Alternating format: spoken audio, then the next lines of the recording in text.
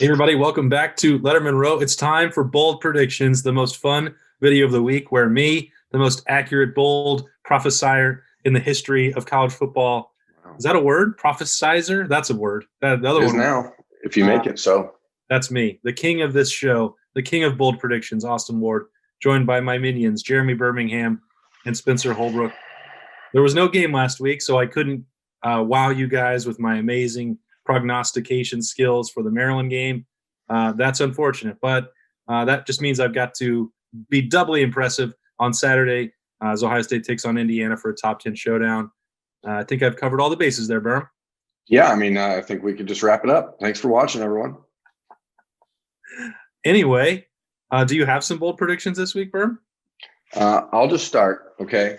400 yards passing for Justin Fields. So his first 400-yard game will happen this weekend against Indiana. He will become the third Ohio State quarterback in history to have a 400-yard passing game.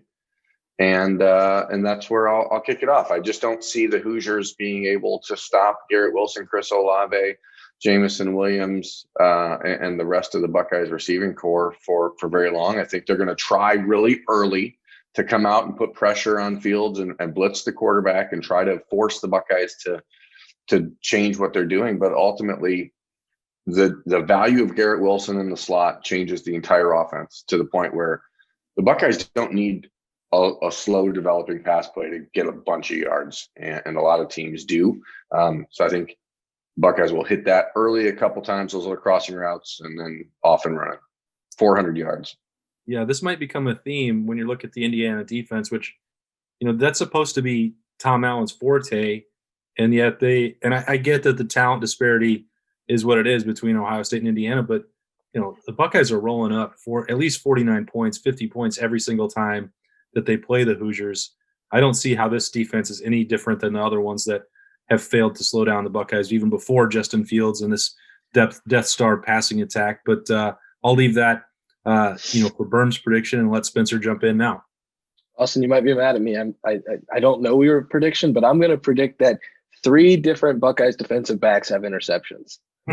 I think there's just too many opportunities for Michael Penix to just throw the ball up, and there's sort of a chuck it and pray aspect to this offense when they get in 3rd and long, which I think they probably will be quite often in this game because of the Ohio State pass rush. Tyler Friday said they need to make Michael Penix uncomfortable because he's better when he's comfortable in the pocket. If he starts running around trying to make plays, I think he's susceptible to turning the ball over. Sean Wade, Sevin Banks, Josh Proctor, whoever it might be, I feel like there's three interceptions in this game, and it's going to come from 3 different Buckeyes. Well, you named 3 names, and that's the part of the show that is supposed to be, now you're going bold. Yes. So pinning them down, I do expect Penix to turn the football over, and I think part of it will come from Ohio State's pressure. There's nothing wrong with that. They had the 1 sack, and it came from the linebackers against Rutgers. Okay, that's fine. And teams are going to try to get the football out quickly and throw a lot of screens. That's nothing new. We've seen that dating back to the Bosas and Chase Youngs. You have to try to do that if you're playing against the Rushmen. But if they're going to try to take some of these successful shots that they have in other games, you need time for that to happen. They won't get that. Jonathan Cooper has been playing at a high level. Spencer, you've written several times about the way Haskell Garrett and Tommy Togiai are generating pressure from defensive tackle. And then you brought up Tyler Friday. We'll see Zach Harrison and Tyreek Smith still pushing, to make sure that they're expanding that rotation at defensive end. I think this week in particular will be when Zach Harrison, I don't know if it's been a challenge to him, if it's, what the motivation has been. He has not played the level of snaps that I think all of us would have expected. He's still playing well. I think he's been in on a sack and a half. You look at Ohio State's numbers across the board, they're all pretty low and spread out. 7 tackles and 1.5 sacks through 3 games. It's not what we would have projected, but I think this will be a week that suits what he does. You're not going to run away from him if you're Penix. So I assume he's going to be out there more than he has in the first 3 weeks, and I think that he's going to finish with 2 sacks in this game as part of a pass rush that will finish with 6 sacks. 6 sacks. So is the bold prediction that Zach Harrison gets 2 or that the defense gets 6? Yeah, both. This is a buffet, Burn. I get a lot of stuff. that's rattling around in this brain, and I'm just going to lay it all out there. I'm not just going to go one at a time. Sometimes you'll get two. Sometimes it'll be like Spencer saying 3 picks and 3 different dudes. Just be ready for anything, okay? As long as there's a sneeze guard, we're good. Let's keep that sneeze guard on this buffet. And I'll flip over to the defense and get a little more specific, a little more specificity. Here's a defensive touchdown for Ohio State from Pete Warner against the home state Hoosiers. Pete Warner will find pay dirt. It may be a fumble recovery. It may be a pick six. I don't exactly know that. We're still a little bit out from the day where the clarity starts to really form. But I feel like Pete Warner has been really, really good so far. But sometimes when you're playing the position of linebacker really well, you don't get seen. And, what happens is we talk about Tuff Borland because he'll miss a play, or we'll talk about Baron Browning because they miss a play. Sometimes the guy that doesn't get talked about is the one doing his job pretty much play in, play out, and doing it well.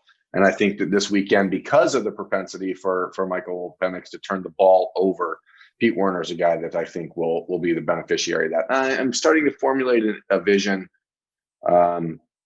It's a tipped pass. It's a tipped pass at the line of scrimmage.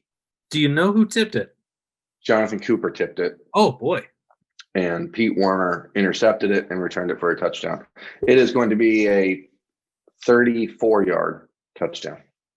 So, well, that is bold indeed, sir. We're good there. All right, next.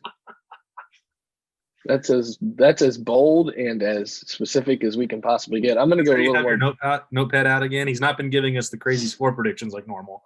The pen is here, so whenever he gives us something, you're the crazy score predictor guy. Oh, come on. That wasn't so crazy. 84-0 against Rutgers this year, 91-0 last year. Your prediction in the last 2 years is that Ohio State was beating Rutgers 175-0. Last year had a good chance of happening, okay? King of the show, guys. Spencer, next prediction. My next bold prediction is that Ohio State running backs will score 2 receiving touchdowns. Indiana likes to bring a lot of pressure. I don't think Ohio State's worried about the pressure that Indiana brings, but I think this is one of those games. I think back to the game against Clemson, who likes to bring pressure, the games against Michigan, where Justin Fields gets the ball out quickly to the Ohio State running backs. I remember J.K. Dobbins on the halfback angle from NCAA 14 to J.K. Dobbins last year, the screen passes to Penn State from Dwayne Haskins that Ryan Day called. When a defense likes to bring pressure, Ryan Day knows how to make them pay. That's getting the ball out quickly to your running backs in space, making a move, and then getting upfield. I think Ohio State running backs have a really good shot at catching a few balls, whether it's Master Teague, Trey Sermon, even Steel Chambers, whoever's in there. I think they're going to catch a couple passes and get in the end zone. Did he have 3? Master Teague have 3 catches in that win over Rutgers. It felt like he was a little bit more involved in the passing. Yeah, like in a row, weren't they? Yeah, like 3 plays in a row. I wonder if that was. I mean, clearly it was in a game plan, but I wonder if it's by design to make sure that that's the next part of his game. That if you're testing out to see if he can become the every down running back for Ohio State, that's a key part of what Ryan Day likes to do is get the running back some touches out of the backfield. J.K. Dobbins did that very well for the Buckeyes, as Spencer brought up. So that'll be interesting. We already knew that Trey Sermon could do that.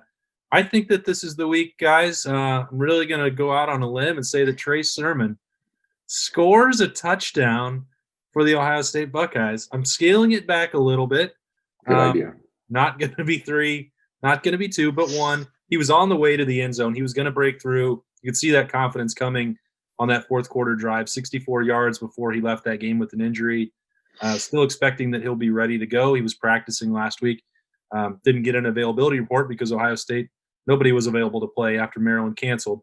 I expected that he was going to play on Saturday, and I think that he's starting to get more comfortable. I know that I've said that several times on this show, but that drive really started showing to me what I expected to see from Trey Sermon. So I don't expect Ohio State running backs to ever, be the featured part of this offense. I think it's pretty clear that the passing attack is going to drive everything that the Buckeyes do for the rest of the year. But I do think that we've seen in the red zone, Master Teague finish some stuff off. I just think Trey Sermon will be out on the field the right time to finish one off and maybe get some of that scoring monkey off his back that I've been calling for now for 4 games in a row. Yeah, I mean, it's been a pretty persistent prediction from this point forward.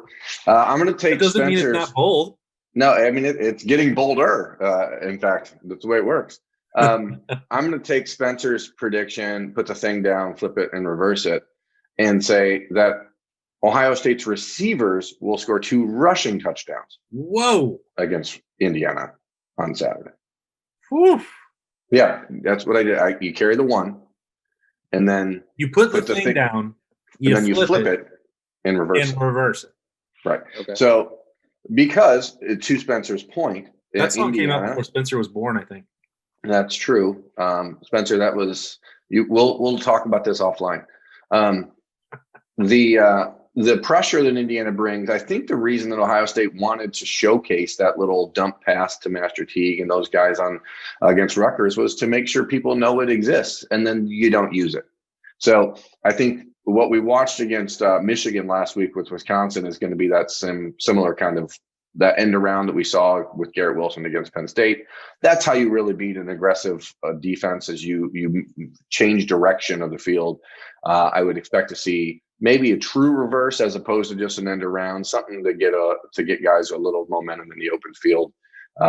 And Garrett Wilson clearly has the Jets, and so does everyone else, to beat the Indiana defense. Do you believe that Demario McCall will get one of those rushes?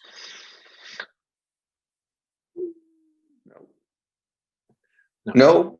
I mean, I think and I also don't consider Mr. McCall, who has been at Ohio State long enough, have to defer to him in that manner, as Mr. McCall. At this point, we can no longer call him Demario. Mr. McCall, I don't consider him a true wide receiver. So my prediction is that, a Garrett Wilson or a Chris Olave, and I'm going to put an asterisk here, that one of those could just be the little pop pass, which should not be considered a pass. Right. Okay. So for the sake of clarity, let's be clear that a pop pass is a run in this instance. I think I can only give you 0.3% bold prediction on that one. So you've heard the cause before the game has even been played. That's a pretty much my entire nature is to ruin it before the game starts. That's a tough one. That is tough indeed. All right, Spencer, you got anything left up your sleeve? Yeah, I've got 2 of them. The first one is that Jeremy Ruckert will score a rushing touchdown because I think they're going to do a fullback dive, and I'm so excited. Wow. Because he's been in that little goal line package as the lead blocker for a few different times. I just feel like there's going to be a time where Justin Fields just hands it off to him real quick on the goal line, and I think that's going to be fun. I don't know. It's a bold prediction, right? Listen, Spencer, you nailed that one, and we're never playing this game again. All right. Okay. Because if you nail that one, it's clear you're having communications with people that are above our pay grade, because that could be the boldest prediction of the year. Not only that Jeremy Ruckert will score a touchdown for a 3rd straight game, but that he will do it as a fullback. He's been the fullback for like 3 straight games on the goal line. I want you to go back in time and research the last time an Ohio State fullback scored a touchdown. It was Stan White Jr. I already know. No, Zach Boren scored one in 2012. I know that. He was not a fullback. He was a linebacker disguised as a fullback. You might think so. You might only remember Indiana in 2012, the great transformation of Zach Boren. But he was the last fullback, the last of an era. Urban gave him a token rushing touchdown. I think maybe, I don't know who they played that year, Miami of Ohio or something, and let him get in the end zone as an appreciation handoff carry. I think that would have to go down as the last one.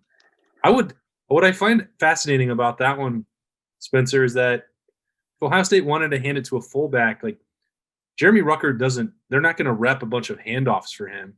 So there would be a high risk in that play.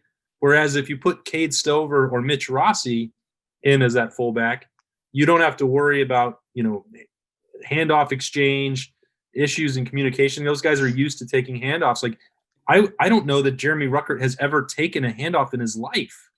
Well, you can't telegraph it that much, though. You put Stover or Rossi back there, former running backs, and all of a sudden everyone knows what's coming. The fullback dive at Ohio State that everyone's been waiting for the last 9 years. First, they put in a quarterback sneak. Next, here comes the fullback belly. These are bold predictions for a reason, gentlemen. Wow. Yeah, bold predictions from 1996. Matt Keller up the middle. You guys, especially, you probably don't know that name. I honestly cannot believe that was just predicted on the show. I'm shaking. Who's to say? Austin, you got one more, or is that where we just walk away from this one? Hands up, walk away. Oh, I thought that Josh Proctor was going to score. Boy, that's so surprising. Austin thinks Josh Proctor is going to get an interception and a touchdown. And do you want me to just complete the trifecta by saying that Garrett Wilson will take a punt return back to the house? This is incredible. I can't. Every single week, the same ones for you. Next week's video, folks, is just going to have a repeat. We're not even going to record a new one with Austin. We'll just actually take this video and put it out with next week's as well, because that's not going to be necessary, Burn, because this week they're all going to happen. Don't we need to give final score predictions? Yeah, you should do that. Why don't you go first? I have 91-0. I have Ohio State winning 56-20. Okay. Covering the spread. Covering the spread. I am going to boldly predict that Ohio State is going to win the football game. Wow. But taking the 21-point favorite. 49-28. Vegas knows what they're talking about for a reason. People only say that when they get it right. They miss a lot. But do they? Yes, they do. I'd like you to get back to me with that, with those numbers. I feel like a U.S. Senator talking to Jack Dawson and Mark Zuckerberg. I'm going to need you guys to get back to me with that information. Can you just do that for me? Can you get back to me with that? Yes, Senator. I will certainly disregard your request. Thank you. You're welcome. Chavarino? Yeah. Let's go 51-23. Indiana 8 points. It sounds like he's got 3 Jake Seibert field goals in there. Yeah, and also I've got 3 Tom Allen field goals because I think he's going to outcoach himself and just kick field goals in the first half when he probably shouldn't. So I don't think there's a single chance of that, to be honest. I think Indiana is going to attempt multiple fourth down conversions. I think they are going to attempt multiple trick plays. I think they are going to simply empty the playbook in every possible position and manner, because they know, as we talked about on Tuesday's practice report, they cannot beat Ohio State in a straight up mano-a-mano situation. So they're going to have to try to mix it up. So I think when this all comes to fruition and the 34-yard Pete Werner touchdown happens on Jonathan Cooper tip pass, we'll circle back to all this and it will be glorious. Can't wait. I felt like, Spencer, tell me if I'm wrong here. It felt like Berm was predicting a much larger blowout with the things that he thought were coming than 49-28. I think he's scared. I ain't scared. I got nothing to worry about. Where's my prediction? I'm just saying 400 yards passing for Justin Fields, a defensive touchdown. 2 of the touchdowns for the Ohio State offense will be running plays by the wide receivers. That's all very congruent. It all flows. So he's going to throw for 400 yards, but most of those are going to wind up short of the end zone. I don't think. That's still 7 touchdowns. Well, you gave 1 to Warner. Okay, 6 touchdowns. You know how many times an Ohio State quarterback 2 rushing, 6 touchdowns in a game? And then you said 2 rushing from receivers. So 4 passing touchdowns for Justin Fields. Oh, that's a terrible day. 400 yards and 4 passing touchdowns. He's terrible. Let's give the Heisman to Kyle Trask, everybody. Come on. 400 yards passing and 4 touchdowns in the world I grew up in is a pretty darn good game. When did I say that, though? I didn't say that. You guys think that everyone needs to win every game 70-7. This isn't 1995 against Rice, pal. Okay? This is Ohio State, Indiana, in the Big Ten on November 21st. Right? This is a grinded out, what's that word? Slobber knocker. 49-28 slobber knocker. Indiana's coming in confidant. Okay, they are going to feel compelled to just try a little right, a little left, a little right, a little left, a little mix-a-rooney. They're going to mix it all up. I wasn't sure if we were going to get there this week, but yes, we have jumped off the rails, and that's when I know that it's time to wrap up the bold predictions. All right, on left, a little mix-a-rooney. Everyone needs it. A little mix-a-rooney. Got it. That's Jeremy Birmingham mixing it up with the left and the right. Spencer Holbrook predicting a fullback touchdown. It gets weird here on bold predictions on Friday. That's all part of the fun. Ohio State, Indiana, Saturday at noon. Lettermen Row will have coverage. As always, hang out with us at lettermenrow.com and then come back every week to see me get these bold predictions absolutely correct. We'll see you next time.